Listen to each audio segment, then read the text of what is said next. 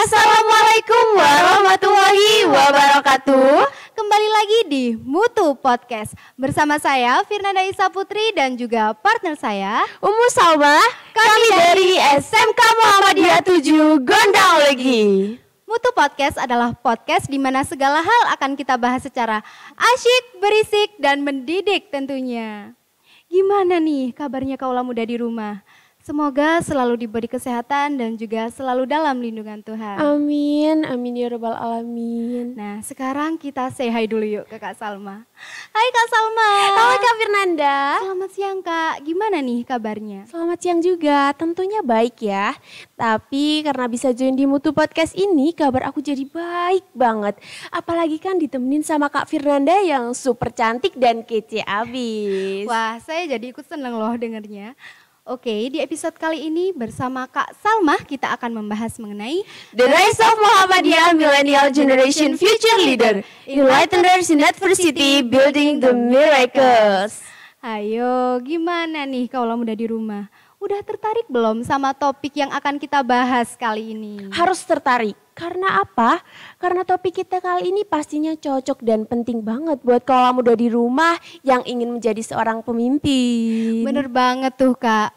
Rugi kalau para kaulah muda di rumah nggak nonton video ini sampai habis. Oke, langsung aja ya kita masuk ke topik utamanya. Bicara mengenai seorang pemimpin. Kalau menurut Kak Salma, hal apa sih yang perlu dilakukan oleh generasi muda untuk menjadi seorang pemimpin yang hebat di masa depan? Mau tahu doang? Apa mau tahu banget nih? Mau tahu banget dong Kak. Oke, sini aku kasih tahu. Pemimpin tuh kan baru dikatakan hebat kalau sudah bisa menjadi pencerah di tengah kegelapan dan menjadi keajaiban di lingkar kemustahilan. Untuk mewujudkannya tentu kita membutuhkan hal-hal yang luar biasa, yaitu dengan melakukan Trisusi atau 3 sufiksi. Hah? Trisusi? Apa aja tuh Kak? Boleh dijelasin nggak? Pasti para kaulah muda di rumah udah pada penasaran kan? Oke, langsung aja tanpa berlama-lama sikat Kak. Boleh. Trisusi terdiri dari aksi, relasi, prestasi. Kita mulai dari Trisusi yang pertama dulu ya, yakni aksi. Di sini, para generasi muda harus bisa menjadi ujung tombak utama dalam melakukan aksi. Karena mereka berperan sebagai agent of change masa depan bangsa yang menuju perubahan, pembangunan, dan kemajuan peradaban. Terus kalau menurut Kak Salma gimana nih mengenai generasi muda di Indonesia? Kalau menurut aku sih generasi muda di Indonesia ini udah sangat kreatif dan inovatif. Tapi mereka masih sedikit dalam melakukan aksinya. Semua tidak terlepas dari yang namanya takut akan kegagalan. Wah, iya juga ya Kak.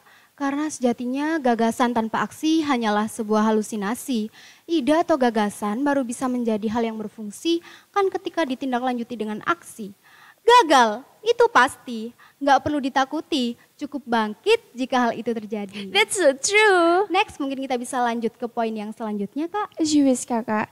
Jadi di poin selanjutnya kita akan membahas mengenai relasi. Tentunya sebelum pembahasan, Kak Firna sama kaulah muda di rumah harus tahu dulu nih, apa sih relasi itu? Relasi merupakan hubungan timbal balik yang terjadi karena adanya interaksi.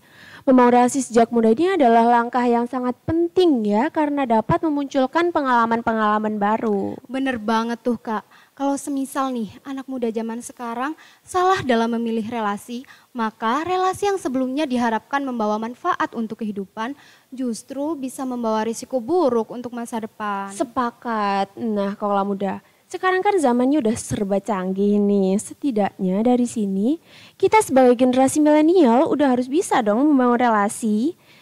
Contohnya melalui networking, entah itu terhadap rekan, kerabat, organisasi, komunitas, dan lain sebagainya.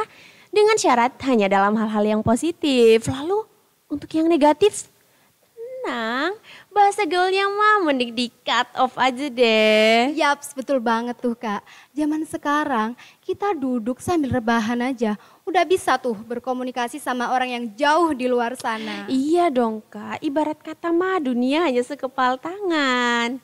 Nah gimana? Kita mau lanjut ke prestasi atau masih ada yang mau ditanyakan lagi nih? Kalau aku sendiri sih udah puas ya dengan penjelasannya Kak Salma. Tapi nggak tahu nih kalau para kaula muda di rumah. Mungkin untuk kalian kalau ada yang ingin ditanyakan atau ada yang ingin ditambahkan, langsung tulis di kolom komentar ya. Jangan lupa ditulis ya guys. Oke, setelah memiliki relasi, waktunya kita mencetak prestasi. Untuk membangun sebuah generasi muda yang berprestasi tentu tidak semudah membalik telapak tangan. Kita masih perlu berjuang. Untuk itu kita harus memiliki kemampuan, keinginan, dan ketekunan. Bener banget Kak, kalau misal nih kita udah punya keinginan, tapi nggak punya ketekunan, ya udah keinginan kita cuma sampai di angan-angan. Eits, jangan lupa. Prestasi juga merupakan indikator kuantitas dan kualitas yang telah dicapai oleh seseorang. So, buat kaula muda di rumah, jangan merasa puas karena mampu, tapi puaslah jika kalian sudah diakui mampu. That's right Kak, prestasi juga termasuk hal penting loh untuk membangun generasi muda yang cerdas, berbakat, dan juga selektif. Of course. Sebelum penutup, boleh nggak kalau aku memberikan sebuah role model dari Tri Susi buat kaula muda di rumah?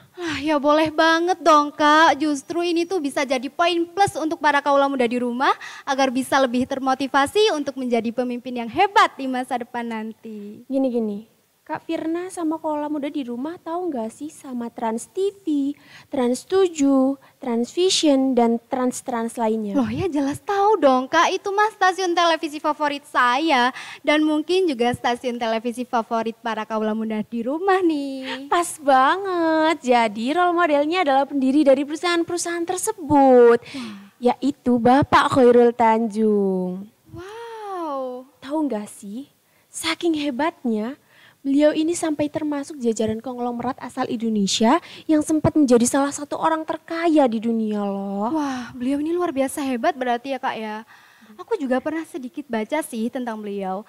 Beliau ini dikenal luas dengan julukan si anak singkong, benar nggak sih itu Kak? Bener sekali. Kemudian pada representasi kesuksesan Khairul Tanjung diawali dengan aksi. Perjuangannya dimulai ketika beliau menempuh bangku kuliah pada Fakultas Kedokteran Gigi di Universitas Indonesia. Pada waktu itu beliau berbisnis demi memenuhi kebutuhan dengan berjualan buku kuliah, kaos, membuka jasa layanan fotokopi di kampus, hingga mendirikan sebuah toko walau pada akhirnya mengalami kebangkrutan. Wah, kalau ini sih luar biasa. Bukti nyata tanpa banyak rencana. Apalagi kan anak muda sekarang tuh justru malu ya Kak untuk berjualan. Iya, benar banget. Kita lanjut ke pengimplementasian relasi. Setelah kuliah, beliau ini juga sempat berbisnis sepatu ekspor bersama ketiga rekannya. Dan itu menghasilkan untung yang lumayan besar loh. Oh, kalau nggak salah yang laku sampai 160.000 pasang itu nggak sih Kak?